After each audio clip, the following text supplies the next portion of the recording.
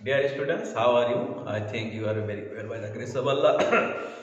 Dear students, in my previous class I talked about narration. Today I will discuss it according to your previous discussion. Dear students, আমি আগের ক্লাসে শিখাইছিলাম তোমাদেরকে detach narration গুলো। Detach narration is very essential to understand the passage narration. আসলে without passage narration it is highly impossible. Without knowing the detached narration it is highly impossible to know about passage narration. বুঝতে পারছো?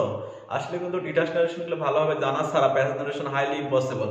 কেননা আমি দেখেছি যারা মোটামুটি জানো those who no it very well তাদের জন্য কোনো ব্যাপার না, কিন্তু যারা কমপ্লিটলি মোটামুটি আননোন তাদের জন্য আমি বলতেছি তোমরা একটু ভালো করে খেয়াল করবা। এর আগের দিন আমি একটু আলোচনা করেছিলাম কি ইন্টারোগেটিভ সেন্টেন্সটা এরকম মনে হয় আলোচনা করেছিলাম যে he said to me do you know me, এই ধরনের মনে হয় আলোচনা করছিলাম। তো এবং সেখানে কি বলেছিলাম যে এটা যেহেতু এটা ইন্টারোগেটিভ সেন্টেন্স সেহেতু আমরা এটা কি করব রিপোর্টিং ভার্বটা উঠাই দিয়ে এটা করব আস্কড, হি আস্কড মি। এবং এই যে কমা কোটেশনটা উঠে গিয়ে কি বসে ইফ, এর পরে আমরা কি করব এই সেন্টেন্সটা কিন্তু আর ইন্টারোগেটিভ রাখবো না, আমরা কি করব এটাকে অ্যাসার্টিভ তৈরি করব।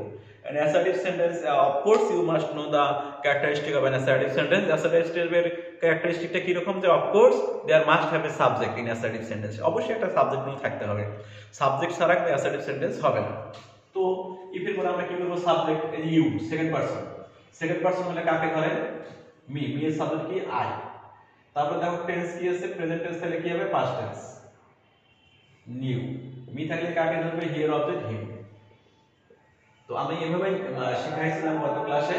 এখানে তোমরা আরেকটা জিনিস ভালো করে খেয়াল করো, তাহলে খুব ইজিলি ক্যাপচার করতে পারবা। সেটা হলো ইনভার্টেড কমা উঠে গিয়ে কি বসে। আগে তো বলছি তোমাদের কি রিপোর্টিং ভার্বটা কি বসে, এবার হলো ইনভার্টেড কমা উঠে গিয়ে কি বসে। যদি সেটা দেখা যায় যে অ্যাসার্টিভ হয় সেখানে আমরা কি ব্যবহার করি দ্যাট, যদি ইন্টারোগেটিভ হয় তাহলে আমরা কি ব্যবহার করি ইফ, অথবা ডব্লিউএস ওয়ার্ড যা আছে ডব্লিউএস ওয়ার্ড থাকলে অপরিবর্তিত।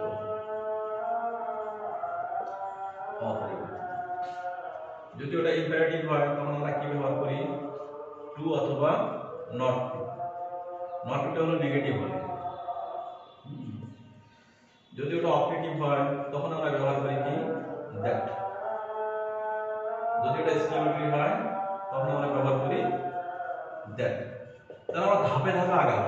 ধাপে কি আমরা প্রথমত চিন্তা করলাম হলো কি অ্যাসার্টিভ, যে প্রথমে চিন্তা করলাম রিপোর্টিং ভার্বটা, যে রিপোর্টিং ভার্বটা চেঞ্জ হয় কি অনুযায়ী according to the reported speech. Reported স্পিচের কি অনুযায়ী সেন্টেন্স অনুযায়ী, রিপোর্টেড স্পিচের সেন্টেন্স অনুযায়ী আমরা রিপোর্টিং ভার্বটা পরিবর্তন করলাম। এটা একটা ধাপ গেল। দ্বিতীয় ধাপটা আমরা কি আলোচনা করলাম যে দ্বিতীয় ধাপটা হচ্ছে কি আসলে ইনভার্টেড কমা উঠে গিয়ে ওখানে কি হবে সেটা কিন্তু আমরা সুন্দরভাবে বুঝিয়ে দিলাম। আমি সুন্দরভাবে বুঝিয়ে দিলাম কি অ্যাসার্টিভ ওখানে দ্যাট দিবা, ইন্টারোগেটিভ হলে ইফ, অথবা যে ডব্লিউএস ওয়ার্ড থেকে ডব্লিউএস ওয়ার্ডে রাখলাম, ইম্পারেটিভ হলে টু বা নট টু।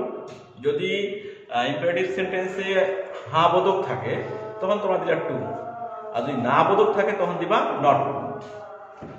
অপারেটিভ যদি থাকে, অপারেটিভ তো বোঝাই মেয়ে দিয়ে শুরু হয়, তখন তোমরা ওই কমা কোটেশন অনুযায়ী কি উঠাবা কি দিবা দ্যাট। আর যদি এক্সক্লেমেটরি থাকে তখনও তোমরা কি করবা কমা কোটেশন উঠে গিয়ে দ্যাট। তারপরে আমি একটা আলোচনা করছি কি যে আসলে সাবজেক্ট অবজেক্টগুলো কিভাবে পরিবর্তিত হবে। সাবজেক্ট অবজেক্টগুলো পরিবর্তিত হবে কি অনুসারে, রিপোর্টেড স্পিচের যদি সাবজেক্টটা ফার্স্ট পারসন হয় তাহলে কি হবে, তখন আমরা অবশ্যই প্রথম সাবজেক্ট অনুযায়ী পরিবর্তন করব। আর যদি অবজেক্ট হয় তাহলে প্রথম সেন্টেন্সের অবজেক্ট অনুযায়ী চেঞ্জ করব। যদি ওটাকে সেকেন্ড পারসন হয় তাহলে অবজেক্ট অনুযায়ী, ফার্স্ট পারসন হলে সাবজেক্ট অনুযায়ী, আর থার্ড পারসন হলে অপরিবর্তিত অবস্থায় রাখবো। যেমন মনে করো এখানে দেখো আমি কয়েকটা সেন্টেন্সের উদাহরণ দিই। দেখো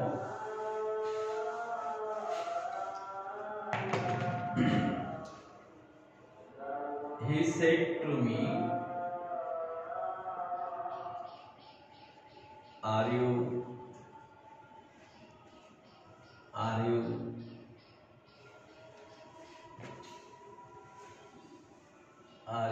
calling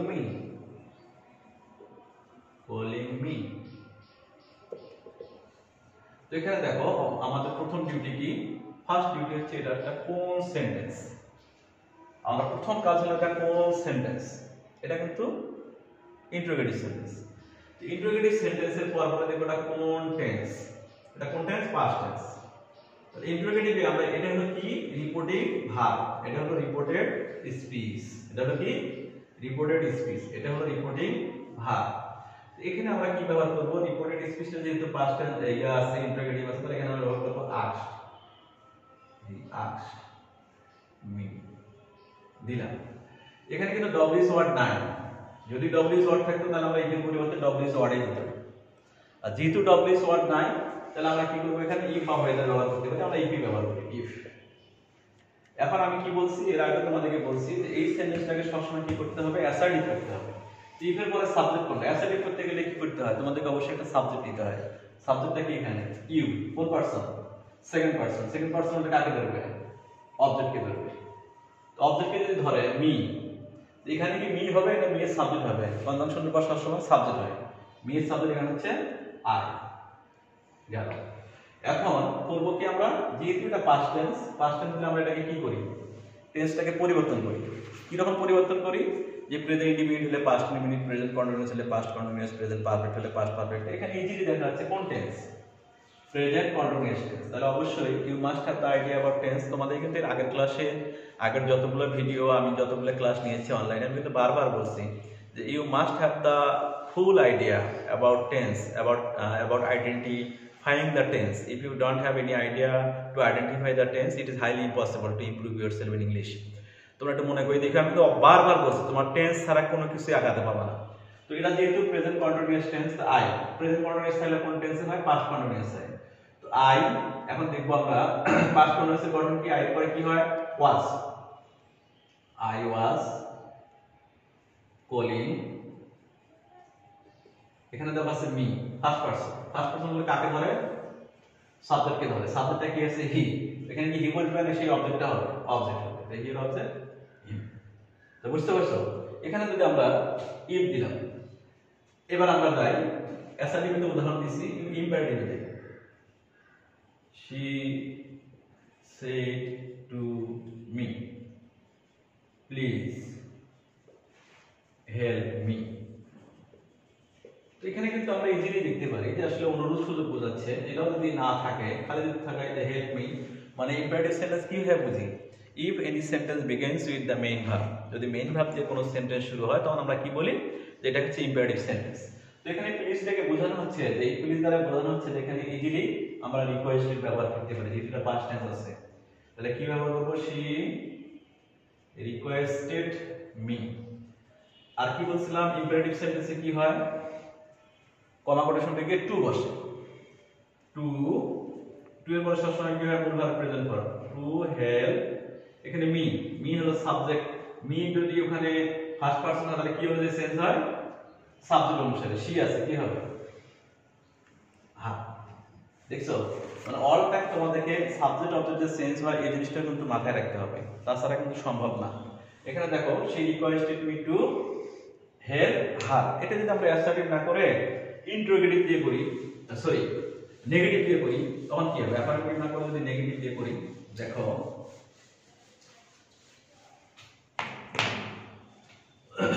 she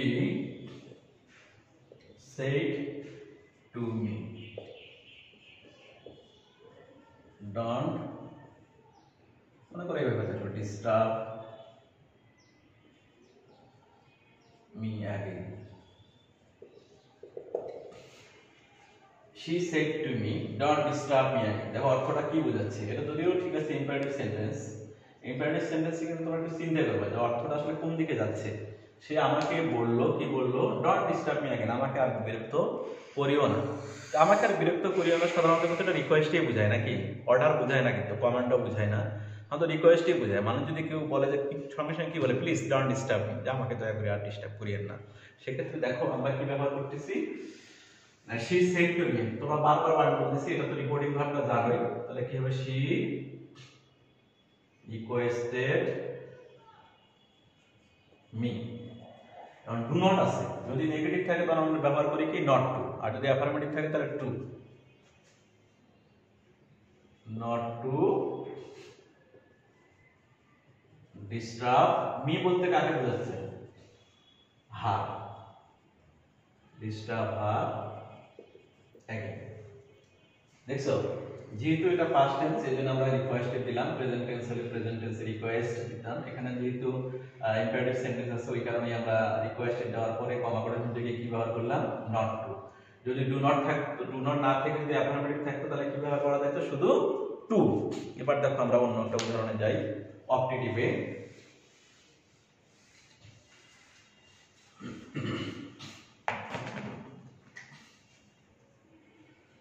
Mother said to me, may God